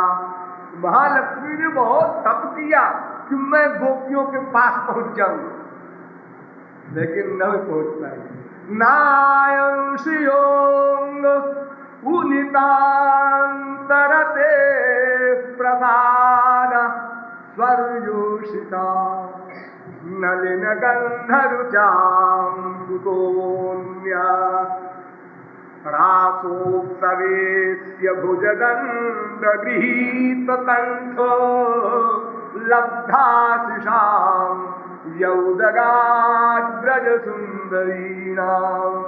महालक्ष्मी नहीं जा सकती रास में, तो बाकी इंद्राणी वगैरह की क्या गिनती है? वो सीट है उनकी, उनका प्रेम। आपको थोड़ा सा सिंपल में बताऊं, थियरी में गोपियां श्याम सुंदर से प्यार करती हैं श्याम सुंदर के सुख के लिए। इसका एक सबसे सुंदर श्लोक है भागवत, मुझे बहुत प्रिय है। यत्ते सुजात चरणाम्बुरुहंस्तनेषु भीता शनै प्रियसीमहि कर्कशेषु तेनाटवी मटसि तद्व्यथतेन किंचित् पूर्वादिभिर्भ्रमति धीर भवदायुषाम्। बहुत गहराई से सोचिएगा, इसकी एक लाइन का गोपियां कहती है श्याम सुंदर, जब मैं प्रेम विह्वल होकर आपके चरण को, चरण के निचले हिस्से को, तलवे को अपने वक्षस्थल से लगाती हूं विरहाग्नि को शांत करने के लिए कि आपके अंग का स्पर्श मिले, तो बहुत धीरे से उस पैर को, तलवे को वक्षस्थल से लगाती है, इसलिए कि मेरे स्तन आपके तलवे में चुभ न जाए, आपको कष्ट न हो जाए। नहीं सोच सकते हैं, क्या सोचे? सुन लीजिए, केवल एक दुनियावी मां एक बच्चे से प्यार करती है, 2 महीने के बच्चे को चिपटाती है, 1000 बार चिपटाती है, लेकिन कभी कभी इतना प्यार मनाता है मां को कि चिपटाने में भूल जाती है कि धीरे से चिपटाओ, अभी बहुत कोमल है लड़का। जोर से चिपटा लेती है कभी कभी, फिर ध्यान आता है, अरे छटपटा गया बच्चा, अपने सुख के लिए मैंने इतना जोर से चिपटा दी। ये कूड़ा कबाड़ा है गधों का जो प्रेम है, इसमें बता रहे हैं आप। और जहां महापुरुषों में भी टॉप पर पहुंची हुई गोपियां, वे जब स्पर्श करती होंगी श्याम सुंदर के अंग का, तो उस आलिंगन में कितनी व्याकुलता होती होगी, फिर भी इतना ध्यान रखना कि प्रियतम को कष्ट न हो जाए। मामूली से प्यार में स्वामी दास का हो, चाहे सखा सखा का हो, चाहे माँ बेटे का हो, चाहे स्त्री पति का हो, चिपटा लेते हैं आप लोग जोर से, भले ही भरा हो जाए। आपको प्यार उड़ा है, उसको तो नहीं उड़ा, अरे ना उड़े उसको, जिससे क्या मतलब, हमको उड़ा है तो जोर से चिपटाएंगे अपने स्वार्थ हाँ? लेकिन गोपियां उनके चरण के तलवे को धीरे से लगाती हैं, श्याम सुंदर को कष्ट न होती। ये माधुर्य भाव का रस है। इसीलिए इस रस के लिए ब्रह्मा शंकर सभी याचना कर रहे हैं। लक्ष्मी आदि को तो मिल ही नहीं रहा है, और मिल जाता है गधों को भी।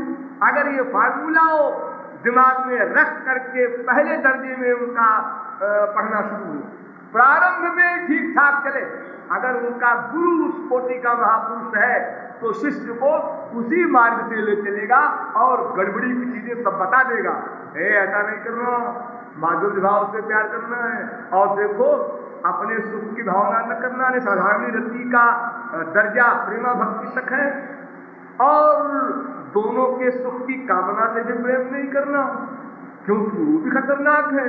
समंजसारती वाला भी अनुराग भक्ति तक जाएगा, और समर्थारती वाला माने श्याम सुंदर के सुख के लिए ही प्यार करने वाला भावावेश क्लास में जाएगा। अंतिम दर्जा है जीव का, जहां ललिता विशाखा तुंग विद्या आदि खड़ी है। उसके आगे एक दर्जा और है, लेकिन वहां कोई जा नहीं सकता, उसको महाभाव कहते हैं। उसमें दिग्दोन्माद वगैरह है, संजल विजल औजल वगैरह तमाम अवस्थाएं। तो हमको क्या करना है? माधुर्य भाव से और वो समर्थारती वाले हिसाब से श्याम सुंदर से प्रेम करना है। ठीक, अब एक समस्या आई इसके आगे, क्या कि हम भगवान की उपासना इस प्रकार की करने चलें, या बहुत से लोग करते भी होंगे, तो एक बात का और ध्यान रखना है, तो बहुत आवश्यक है। वो क्या? वेद से लेकर रामायण तक हर ग्रंथ में एव शब्द लगाया गया है। जिस मंत्र की हम व्याख्या कर रहे हैं वहां भी तमेव मामेव ये प्रपद्यन्ते अनन्याश्चिन्तयन्तो माम् अनन्य चेताः सततं यो मां स्मरति नित्यशः माम् एकं शरणं व्रज तमेव शरणं गच्छो सर्वभावेन भारत। सर्वत्र हर ग्रंथ में मामेकमेव शरणो मात्मानं सर्वदेहिनां याहि सर्वात्म भावेन ययास्याहि कुतो वया। यानी एक भरोसो एक बन एक आस विश्वास, अनन्य बनना पड़ेगा। अनन्य, हम लोग भगवान की भक्ति अनंत जन्मों में अनंत बार कर चुके, कोई नई बात नहीं है। ये कृपालु आपको कोई नया पाठ नहीं पढ़ा रहे हैं, ये पुराने पाठ का रिवीजन हो रहा है। मैंने पहले दिन आपसे कहा था मैं एडवाइजर बनकर के केवल राय देने आया हूं, तो कोई नई बात नहीं है। एक बार हमने सुना है इन सब बातों को अनंत जन्मों में, लेकिन अनन्य नहीं बने। श्री कृष्ण से प्यार भी किया हमने, लेकिन अनन्य नहीं बने। अनन्य माने अन्य नहीं, ना अन्य अनन्य, जैसे ना उचित अनुचित, ना एक अनेक, ऐसे ना अन्य अनन्य। अन्य कौन? अन्य बाकी जितने बचे सब अन्य। भगवान श्री कृष्ण से ही प्यार हो, जी हाँ, ही लगा देना हो। और हम लोग भी लगाए हुए हैं। भगवान इस मामले में, यानी श्री कृष्ण इस मामले में बहुत ही वीक है। हमारी दुनिया अच्छी, आप लोग सोचते होंगे बात, हमारी दुनिया तो देखो, हमारे अंतःकरण में बीवी भी रहती है, मम्मी भी रहती है, बहन भी रहती है, बिटिया भी रहती है, पापा भी रहता है, सब रहते हैं। किसी को एतराज नहीं है जी, वो रहेगी तो मैं नहीं रहूंगी, वो रहेगा तो मैं नहीं रहूंगा, सब रहेंगे जी। पति के सामने बेटे को चिपका रही है माँ, और पति देख रहा है। पति बुरा नहीं मानता, क्यों नहीं? भैया आ गया, उससे भी चिपट गई, सखी आ गई, उससे भी चिपट गई, मम्मी आ गई, उससे भी चिपट गई। उसके अंतःकरण में देखो सब लोग रहते हैं, लेकिन भगवान कहता है देखो जी, ये गपड़ सपड़ नहीं चलेगा। मैं अकेला रहूंगा तो रहूंगा, अगर दूसरा कोई इस खिड़की से आया तो मैं उस खिड़की से पीछे के रास्ते से निकल जाऊंगा। एक रास्ता पीछे से है, चोरी वाला रास्ता, उधर से मैं निकल जाता हूं, तुमको पता ही नहीं चलेगा वो निकल गए। इसलिए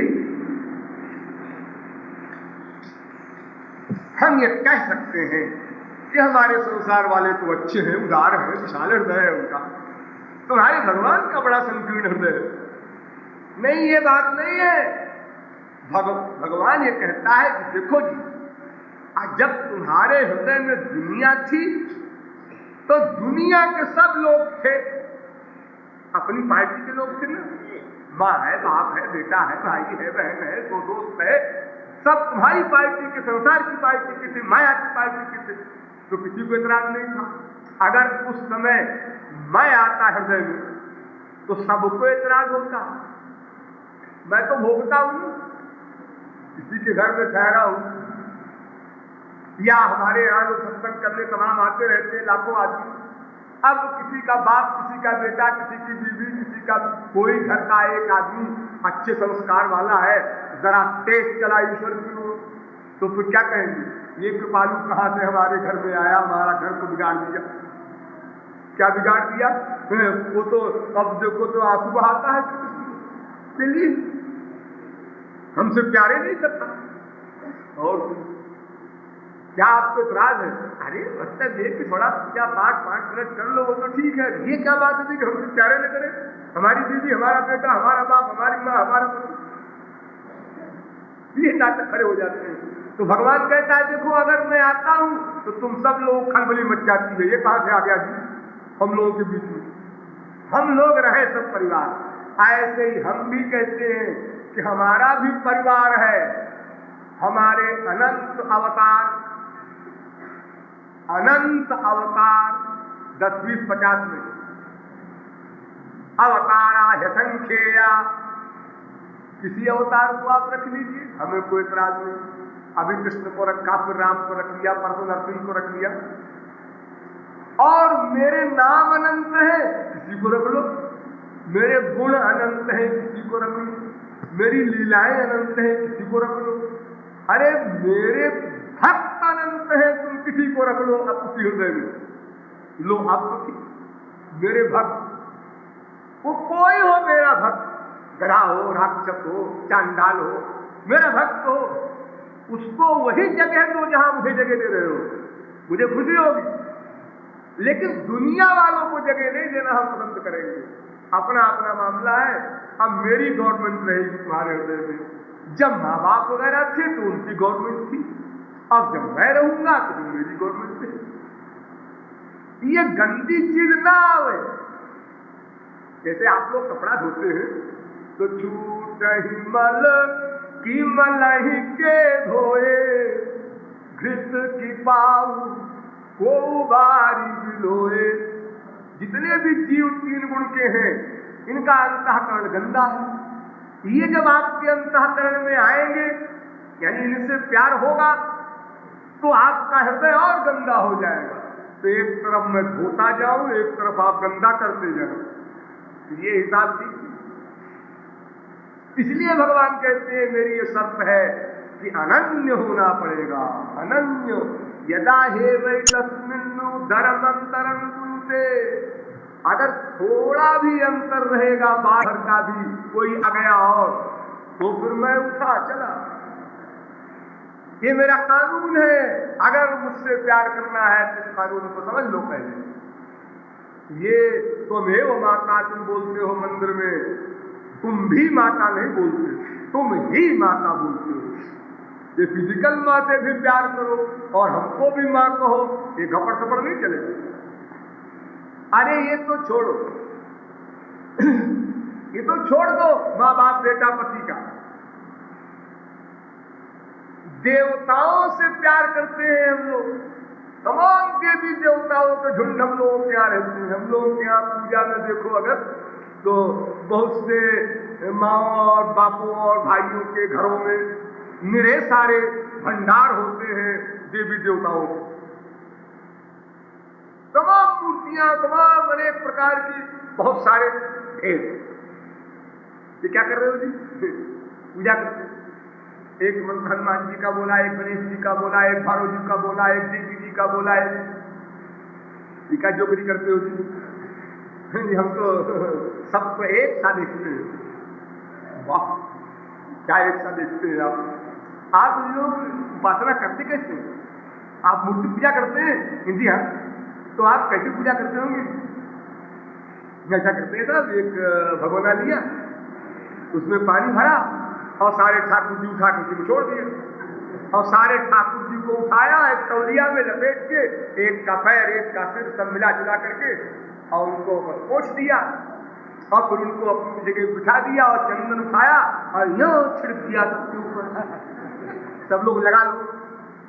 हमने कहा अगर कोई बड़ा भारी राक्षस तुम्हारी पूरी फैमिली को लेकर के एक सागर में छोड़ दे, ये स्नान है, पूजा है, ये उपासना है। अरे तुम तो नहाते हो तो बड़ा ध्यान रखते हो अपना कि अब मुंह धो रहे हैं, जरा धीरे धीरे हाथ चला रहे, नाक को जरा बचा ले, आंख में उंगली में लगने पाए। और ये सारे तुम्हारे देवी देवता और भगवान सबको तुमने उठा करके एक तौलिया में रगड़ दिया, हो गया स्नान। मुझे तो क्या करे महाराज जी, फिर एक एक को नहलावे तो महाराज जी आदमी सबको बहुत सा काम रहता है, तो क्यों रखे हो इतने सारे? तो महाराज जी बात ये है कि ये तो हमारे बाप के बाप के बाप के बाप के जमाने चले आ रहे हैं, इनको कैसे फेंकते? फिर उसके बाद हमारे बाप के बाप गए वहां भद्रिकाश्रम और जगन्नाथ जी और पुरी, इन सब जगहों में, तो वहां से तमाम सारे उठा लाए भगवान, और ज्यादा हो गए। फिर हमारे बाप के बाप गए, फिर हमारे बाप गए, फिर हम भी गए एक बार तीर्थ करने रामेश्वरम, तो वहां से उठा लाए 4-5 भगवान, तो ढेर सारे हो गए। कितने भोले, कितना भोलापन है हमारे। ये सारे तुम देवी देवताओं के चक्कर में क्यों पड़े हो? बात यह है कि ज्ञान काल से मित्राणि कर्तव्यानि शतानि च, सैकड़ों दोस्त बनाए रखना चाहिए, मौके पर पता नहीं कौन काम दे दी। अरे मान लो हमने कहा है सुनो और नहीं सुने, तो हमने कहा हनुमान जी तुम ही सुनो, मेरे सुनते जाओ शंकर जी तुम तो बड़े भोले हो। ये भोलापन है हम लोग, ये व्यवहार की बात सोचते हैं। बहुत से भोले लोग हैं, वो कहते हैं तो भाई शंकर जी तो भोले रहा था। अरे भोलेनाथ मत समझो, वो बिना पूर्ण शरणागति के कोई सुनने वाला नहीं है। तो भोलेनाथ में कोई कड़ानाथ, वो सब एक है, वहां एक परमाणु का अंतर न समझिएगा, ये शब्दों के जगत में न उलझ जाइए। भुबड़े भोले चढ़ा देंगे मदार के पत्ते, धतूरे का फल, बास भोले भोले भेज चांदी के बोले। ये जोगरी करते हैं तो हम लोग, इससे काम नहीं बनेगा। पूर्ण शरणागति अनन्य भक्ति करनी होगी, चाहे शंकर जी की करो, चाहे राम जी, चाहे श्याम जी, कोई नाम धर्म, हमारा इशारा देवी देवताओं के प्रति है। जो देवी देवता ये माइक एरिया के हैं, जिनकी हम पूजा करते हैं, ये अनन्यता में बाधक है। देवी देवता क्या मनुष्य, क्या राक्षस को भी आप ठीक है, नमस्ते नमस्ते नमस्ते, जैसे बाजार में करके जाते हैं नमस्ते, जो भी मिला है नमस्ते है नमस्ते। लेकिन हमारा जो भीतर का नमस्ते है, जो नमन है, शरणागति है, वो तो उसी एक श्री कृष्ण के लिए होनी चाहिए, अद्वैत। तो ये देवी देवता नाराज हो जाए तो हमारे घर में तमाम चला आया है, देवी देवता का हिसाब किताब हम छोड़ देंगे, नाराज हो जाएंगे। तो अगर ऐसी देवी देवता है कि तुम्हारी जोकरी की एक्टिंग की छोड़ देने से नाराज हो जाएंगे, तो वो मनुष्य से बदतर है, देवी देवता क्या होंगे। और देखो, समझो एक बात, ये नार्चितो हरिस्तेनि, ये नार्चितो हरिस्तेनो कर्मितानि जगन्यत् राज्यन्ते जन्तवस्तत्र स्थावराज्यंगमा अपि। अरे देवी देवता की तो बात छोड़ दो, ये जो पेड़ पौधे हैं, इनसे लेकर ब्रह्मा तक जितने भी 84 लाख प्रकार के जीव हैं, देवी देवता मनुष्य राक्षस जो भी हो, ये सब के सब अंत में आ गए और एक बचे श्याम सुंदर। तो जिसने श्याम सुंदर की भक्ति की, उसने इन सब की भक्ति कर ली, ऐसा ईश्वर ने मान लिया। ये कानून है, आपको जरूरत नहीं करने किसी की भक्ति। चले जाइए, किसी को नमस्ते न कीजिए, अकड़ के नहीं, अपमान की भावना से नहीं, अपने श्याम सुंदर की ओर दृष्टि रखिए बस। बाकी जितने हैं इनकी उपासना हो चुकी, मान लिया गया, कुछ नहीं करना आपको। यथा तरोर, बड़ा सुंदर लिखा है भागवत में, यथा तरोर मूल निषेचनेन तृप्यन्ति तत्स्कन्ध भुजोपशाखा प्राणोपहाराच्च यथेन्द्रियाणां तथैव सर्वाधर्मच्युतेज्या। जैसे किसी पेड़ की जड़ में पानी डाल दो, पेड़ के मूल में पानी डाल दो, तो उसकी शाखा उपशाखा पत्र पुष्प फल सर्वत्र जल स्वयं पहुंच जाता है। वैसे ही समस्त शक्तियों का जो मूल अधिष्ठान है, उसकी उपासना कर लेने पर सबकी उपासना स्वयं हो जाती है। और अगर हर एक पत्ते में पानी डालो और जड़ में पानी न डालो, तो वो पानी डालना सब व्यर्थ है, पेड़ सूख जाए। अगर समस्त देवदानों मानव की उपासना कोई कर जाए, अरे इम्पॉसिबल है, मान लो कर जाए, तो भी माया निवृत्ति नहीं होगी। सीधी सी बात यह है, यान्ति देव व्रता देवान् पितॄन् यान्ति पितृव्रता भूतानि यान्ति भूतेज्या और यान्ति मध्याजिनो विमाम। बड़ा सुंदर लिखा गीता। अर्जुन, गधे की अकल से समझ, जो व्यक्ति जिससे प्रेम करेगा मरने के बाद उसी को प्राप्त कर देगा, सीधी सी बात। अगर आसुरी व्यक्ति से हम प्यार करेंगे तो वो आसुर लोक में जाएगा, हम भी जाएंगे उसके पीछे पीछे।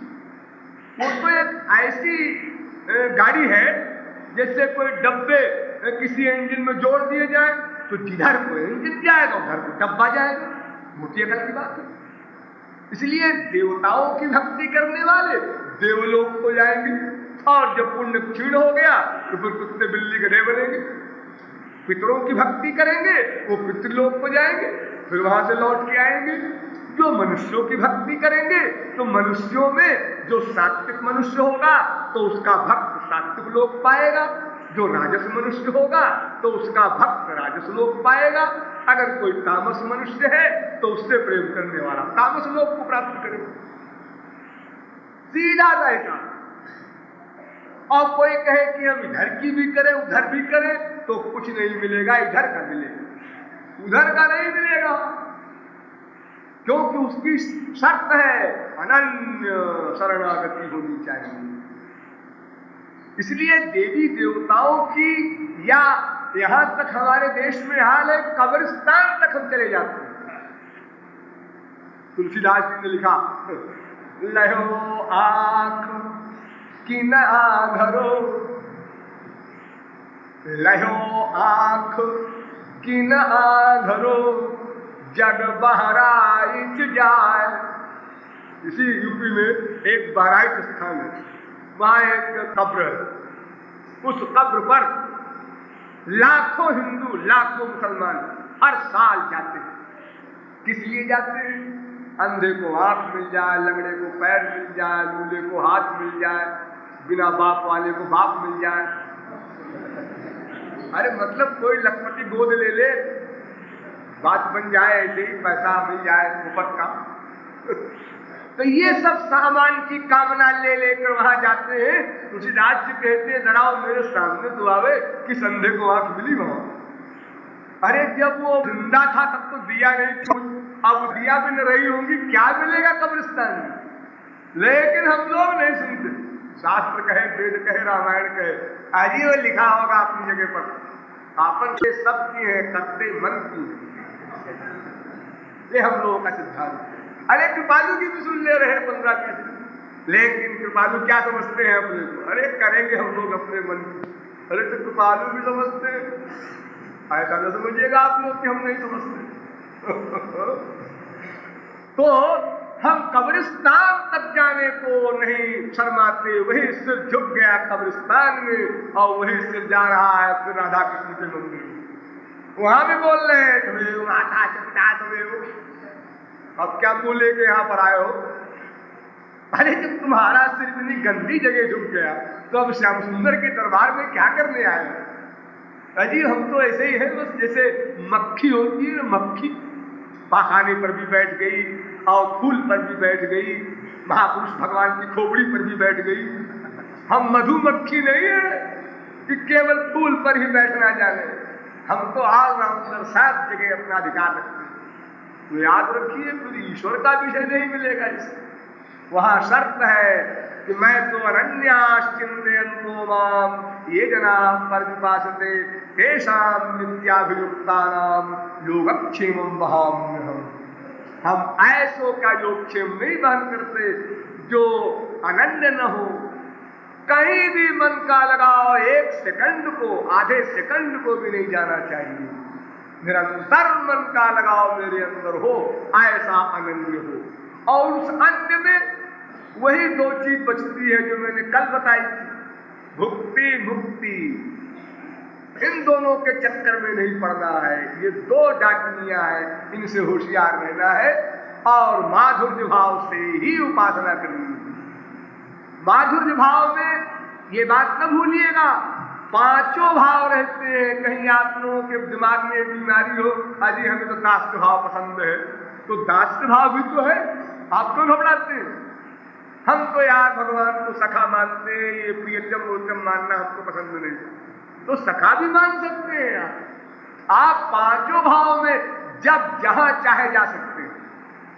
अरे भगवान की छोड़िए, हम आपको आपके संसार में बताते हैं। आपकी बीवी है तो आपकी बीवी आपके प्रति कौन कौन सा भाव रखती है? पांचों भाव रखती है। दासी तो है ही, नौकरानी की तरह सब काम करती है, और आपकी सखा भी है, राय भी देती है। यहां तक कि जिस मामले में वो जीरो है वहां भी राय देती है। आप कोई व्यापार करने जा रहे हो और बीवी से पूछे, नहीं ये ठीक नहीं है, ये करो, हाँ ये करो, और अगर आपने हंस दिया कि तुझे क्या मालूम है व्यापार का हाल है, तो हम लोग जानते हैं, और तुमने अब कर डाला व्यापार, लोहे का हुआ घाटा, मैंने तुमसे पहले कहा था कि ये व्यापार नहीं करना, तुम सुनते भी हो। यानी अब भी उसके दिमाग में यही बात रहेगी कि मैं बहुत काबिल हूं। मैं अपना अनुभव बताऊं, एक हाई कोर्ट जज इसी यूपी में इलाहाबाद में, उसके घर में ठहरा हूं, और उसकी बीवी साइन कर लेती थी, इतनी पढ़ी लिखी। दूसरे कमरे में दोनों में खटपट हो गई, तो बड़े जोर से बीवी ने कहा, तुमको दमड़ी की अकल नहीं। मैंने सुन लिया, अब बहुत उनके यहाँ रहे थे, बड़ा घनिष्ठ संबंध था। जब मैं पहुंच गया उस कमरे में, और तुहल हमने कहा, क्या कह रही थी? कह महाराज जी, मैं ये कह रही हूं उनको दमड़ी की अकल नहीं। यानी अब भी वो नहीं समझ सकी कि मैं किस लिए आया हूं, और मैं गलत वाक्य बोल गई, कुछ बड़ी नेचुरल थी। तो हमने कहा, ये जिंदगी और मौत का फैसला करता है, तो दमड़ी की अकल नहीं। एक तो जब 3-4 ICS होते थे, उस जमाने में ICS हुआ, फिर 25 वर्ष तक ये अपना कलेक्टर वगैरह रहा, डिस्ट्रिक्ट जज रहा, अब बुढ़ापे में हाई कोर्ट जज बना, और इसको दमड़ी की अकल नहीं। लेकिन वो स्त्री नहीं मान सकती। हाँ महाराज जी, मैं तो ठीक कहती हूँ, फिर भी वो जोर देती है अपनी बात। तो सखा भाव तो है ही है उसका, और वात्सल्य भाव भी होता है उसका। जब आप लोग खाने बैठते हैं, तब आजमाइए आपकी श्रीमती कैसा व्यवहार करती है। एक रोटी और ले लो ना, दुबले होते जा रहे हो। अरे मेरी कमाई है, एक रोटी खाऊं, 4 खाऊं, ये कोई तकल्लुफ है कि मैं शर्मा रहा हूं? क्या बात क्या है? इससे कोई मतलब नहीं, वो तो अपना वाक्य बिला बोले रहेगी ही नहीं। बहुत दुबले हो गए, वो वात्सल्य उनके हृदय में भरा हुआ है, वो जा ही नहीं सकता। तो आपकी स्त्री का आपके प्रति वात्सल्य भाव है। लेकिन ये सब लेक्चर कोई स्त्री भी सुन रही होगी, पति भी सुन रहा होगा, और कहीं ऐसा न करे कोई देवी जी घर जाए और कहे, बेटा इधर आओ, कोई अकांड खड़ा हो जाए, ऐसा मत करने लगना। मैं केवल यह बता रहा हूं कि ऐसा भाव होता है, शब्द नहीं बोला जाता, लेकिन ईश्वर के यहाँ शब्द भी बोला जाता है। ईश्वर के यहाँ ये पाप नहीं है, मेरे प्रियतम, मेरे लाला, तुरंत बोलो, वहां डर नहीं है। मैंने अभी बताया था ना, किशोरी जी कह रही हैं, अनाथ रमण प्रेष्ठ क्वासी क्वासी महाभुज। ईश्वरीय राज्य में घपड़ थपड़ नहीं है, लज्जा संकोच और पाप लगेगा, उसको प्रियतम कहा है, बेटा कहेंगे, ये सब नहीं है। इसलिए ईश्वरीय राज्य में आप शब्द भी बोल सकते हैं और भाव तो रखेंगे ही। संसार में जैसा आप चलता है चलने दीजिए, उसमें कहीं गड़बड़ करेंगे और फिर हमको डांट पड़ेगी। कृपालु ने यही सिखाया है तुमको। तो भाव संसार में भी होता है, लेकिन संसार चलाने का एक अलग विषय है। लेकिन ईश्वर में तो शब्द भी बोले जाते हैं, इसलिए 5 भाव है। इसलिए आप लोग घबराइएगा नहीं। कोई दास भाव का शौकीन हो तो भाई हमको तो माधुर्य भाव पसंद नहीं है। अरे जब आप आगे बढ़ेंगे तब आप समझेंगे उसका मूल्य। हर चीज आदमी हर क्लास में नहीं समझ लेता। हम लोग सर्वज्ञ तो नहीं है। शास्त्र वेद संत जो बात बताते हैं उसको पहले मान लेना चाहिए। अगर कोई बात कम समझ में आती है, फिर जब प्रैक्टिकल आप आगे बढ़ेंगे तब आप समझेंगे हाँ, इसका तो बड़ा भारी एडवांटेज मिला। अगर हमें गड़बड़ कर जाते पहले तो फिर हम भी टापते रहते दूर खड़े खड़े, तुमको अधिकार नहीं है, भगवत प्राप्ति हो गई है, लेकिन इसके आगे नहीं जा सकते। एक लक्ष्मण रेखा खींच दी जाती है हमारे आगे। तो इस प्रकार माधुर्य भाव से ही उपासना करनी है। फिर हमको जो भाव पसंद आए 5 भावों में, उसमें हम जा सकते हैं। स्वतंत्रता है हमारे लिए, कोई प्रतिबंध नहीं है। अनन्यता अवश्य रखना है। ये बात बहुत ही बारीकी से दिमाग में रखना है। आपके यहाँ जो भी देवी देवता हो, आप उनका सम्मान करना चाहते हैं, ठीक है, आप गंगा जी में जमुना जी में प्रवाहित कर दीजिए। और आप मूर्ति रखना चाहते हैं, ठीक है, जो मूर्ति आपको अच्छी लगे एक रख लीजिए। फोटो रखना चाहते हैं, फोटो रख लीजिए। फोटो मूर्ति दोनों नहीं रखना चाहते तो आप मन से बना लीजिए। 8 प्रकार की मूर्ति पूजा होती है। लौही, दारुमयी, शैली, लेख्या, लेप्या च सैकती, मनोमयी मणिमयी प्रतिमास्तु विधा स्मृता वेदव्या। तो इसमें एक मनोमयी मूर्ति भी है, माने मन से बना दो, क्योंकि बाहर की मूर्ति रखने में कई लोगों के लिए कई प्रॉब्लम आ जाती है। अब मूर्ति तो रख लिया, अब पैसा है नहीं, हमारे तो मन होता है रोज ठाकुर जी का श्रृंगार बदला करें, अब कहाँ से बदलेंगे, बेटी बेटी को खाने के लिए तो आटा पूरा नहीं पड़ता। ऐसे देश में ये समस्या खड़ी हो जाती। और अगर कपड़ा बदल भी लिया, एक हीरे का हार पहनाने का मन होता है श्याम सुंदर को, लेकिन अरे 8-10 लाख का आएगा, तो जो आप चाहते हैं ये मन की मन में रही जा रही है, तो भी ये भी आज होना छोड़ दीजिए। आप अपने आप को बंद कीजिए और मन से खड़ा कीजिए श्याम सुंदर को, और जिस प्रकार का हीरा आपको पहनाना हो, माला पहनानी हो, पहनाइए था, कोई कमी नहीं। यह भी उसी प्रकार का फल देगा जैसे आप मूर्ति की उपासना बाहर करते हैं, उसमें कोई अंतर नहीं है। तो किसी भी प्रकार से आप मन को लगाना है वो लगाइए, ये न के न प्रकार मन कृष्ण निवेश है, लेकिन अनन्य रहिए, अन्य में मन न जाने पाए, बहुत सावधान रहिए इस विषय में। संसार नहीं, संसार से ऊपर वाली जो चीजें आप सुनते हैं धोखे की, ये देवी देवताओं की, बस इनको नमस्ते कर लीजिए, मन का अटैचमेंट या उपासना का कोई स्वाद न रखिए, केवल ईश्वर में ही हो। जैसे दुनियावी पतिव्रता केवल पति को ही शरीर देती है, बाकी सब जगह ठीक है, नमस्ते नमस्ते, आपको भी खाना देगी वो, आप मेहमान है तो, और बड़ी एक्टिंग में पूछेगी मैं किस काबिल हूं, मैं तो ऐसे ही सूखा रूखा आपके सामने रख रही हूं। लेकिन मन का दान उसका केवल अपने फिजिकल पति के लिए है। ऐसे हमारे मन का दान हमें केवल श्याम सुंदर और उनके प्राप्त महापुरुष और उनके नाम और उनके रूप और उनके गुण और उनकी लीला और उनके धाम, इतने के अंदर रखना है। इतने का नाम है श्री कृष्ण।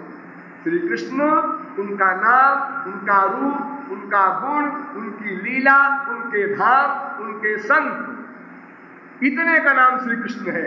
इतने में कहीं मन रहे आप अनन्य रहेंगे, इतने से नीचे उतरे बस बिगड़ गई बात और उपासना गलत हो गई, अब आपको फल नहीं मिलेगा। लेकिन अगर हम ऐसी उपासना करें भी तो वो बात तो रह जाती है जो मैंने कल कही थी कि बिना मन के इंद्रियां वर्क नहीं कर सकती, और मन श्याम सुंदर में रहे निरंतर, और इंद्रियों से वर्क करें हम संसार के, अपनी गृहस्थी के, व्यापार हो या सर्विस हो, कुछ भी हो, ये कैसे पॉसिबल हो? क्योंकि निरंतर आप कहते हैं मन रखो। अगर आप कहते हैं 1 घंटा भगवान श्री कृष्ण की उपासना कर लो तो ठीक है, हम लोग करते हैं, कर लेंगे। आप कहते हैं निरंतर करो, ये कैसे संभव होगा? इस समस्या का हल आज नहीं कल होगा फाइनल। बोलिए वृंदावन बिहारी लाल की।